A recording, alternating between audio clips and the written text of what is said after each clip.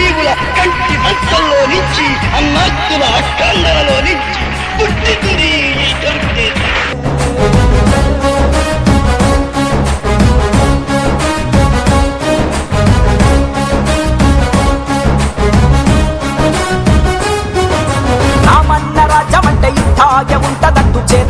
చేసి చూపెనే.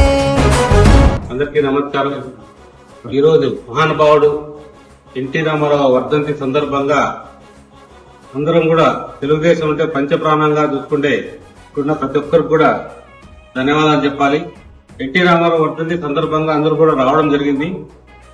ఎందుకంటే మహానుభావుడు వర్ధంతిని అందరూ కూడా జరుపుకోవాలనే ఆకాంక్ష అందరిలో కలగడం, ఆ మహానుభావుడు మన రాష్ట్రానికి చేసిన సేవలు అన్ని కాదు, ముఖ్యంగా బీదవాళ్లకు, ఇల్లు లేని వాళ్ళకు కావచ్చు, లేదా ఏ రోజైతే బియ్యం సంబంధించి బియ్యం అని తెలియని పదానికి కూడా అర్థం చెప్పిన మహా వ్యక్తి ఎన్టీ రామారావు గారు. ఈ రోజు ఆయన అడుగుజాడల్లో నడుస్తున్న మన ముఖ్యమంత్రి చంద్రబాబు నాయుడు గారు, అలాగే యువ నాయకుడు నారా లోకేష్ బాబు గారు, మేమందరం కూడా ఆయన అడుగుజాడల్లో నడుస్తున్నాం. చాలా సంతోషకరం.